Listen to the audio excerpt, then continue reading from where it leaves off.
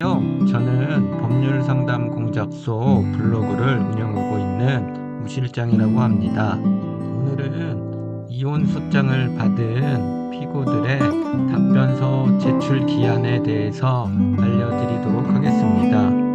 이혼 소송을 당한 분들이 우리 주변에 많이 있습니다.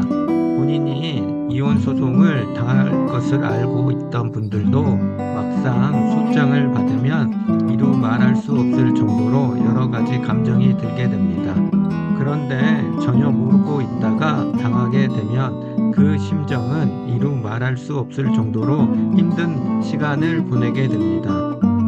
그래서 어떻게 대응해야 할지 몰라서 이곳저곳에 상담을 받는 분들도 있고, 어떤 분들은 그냥 무대응으로 일관하는 분들도 있고, 어떤 분들은 상대방의 이혼 의사를 돌리기 위해서 최선의 노력을 다하는 분들도 있습니다. 그런데 그렇게 시간을 보내다 보면 법원에서 소장과 함께 보내온 안내문의 문구가 걱정되는 경우들이 있습니다. 그 문구는 소장을 받은 후 한 달 이내에 답변서를 제출하라는 문구입니다. 그 문구 때문에 많은 피고분들이 한 달 이내에 답변서를 제출하지 않으면 본인에게 불이익을 받거나 또는 이혼 소송이 바로 끝나는 것으로 알고 있는 분들이 있습니다. 그런 분들에게 소송에서 지켜야 하는 기간 등에 대해서 알려드리면서 동시에 답변서 제출 기간에 대해서도 알려드리겠습니다.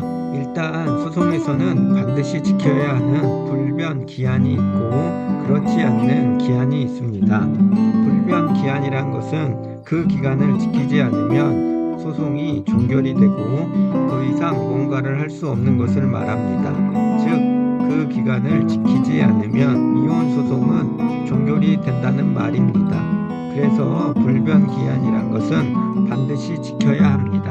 불변 기간에 해당하는 것은 화해 공고 결정의 이의 신청 기간, 그리고 1심 판결문을 받은 후 항소 기간, 2심 판결문을 받은 후 상고 기간이 여기에 해당이 됩니다. 보통 위에서 언급한 기간은 판결문과 결정문을 받은 후 14일 이내에 이의를 하려면 반드시 서류를 그 기간 내에 제출해야 합니다. 불변 기간을 제외하고는 기간이 도과되었다 하더라도 법원이 바로 소송을 종결시키지는 않습니다. 보통 여기에 해당하는 것은 보정명령, 성명준비명령 등이 있습니다. 보통 상대방에게 소장이 송달되지 않아서 법원으로부터 주소를 보정하라는 명령을 받은 경우가 있습니다. 보통 7일 이내로 하라고 기재가 되어 있습니다. 하지만 이 보정명령 기간의 경우에는 법원이 그 기간이 도과되었다 하더라도 법원은 당장 기각을 시키지 않고 상당 기간 기다려주는 경우가 많습니다. 그렇게 상당 기간이 지났는데도 불구하고 보정을 하지 않으면 법원은 전화나 연락을 취하여 보정을 하라고 하는 경우들이 많습니다. 그럼에도 불구하고 하지 않으면 상당 기간이 흐른 후 소송을 종결시키게 됩니다. 그와 달리 이혼 소송에서 성명 준비 명령 기한 또는 답변서 제출 기한의 경우에는 그것을 지키지 않고 끝까지 제출하지 않았다고 해서 법원은 바로 소송을 종결시키지 않습니다. 이 경우는 반드시 법원에서 재판을 최소 1회 이상 하게 됩니다. 물론 제출하지 않았거나 또는 재판 기일 근처에 제출하는 경우 판사님한테 한 소리 들을 수는 있지만 그 이상도 그 이하도 아니라는 말입니다.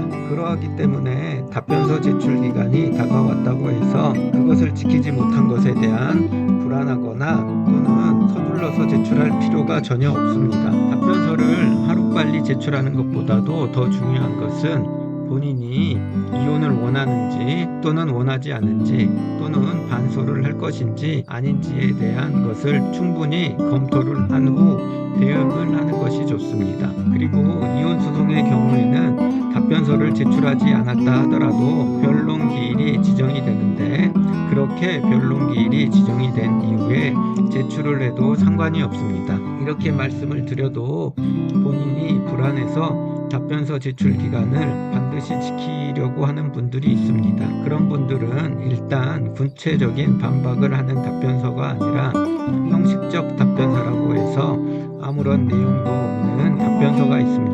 일단 답변서 제출 기간 내에 형식적 답변서를 제출하면 됩니다.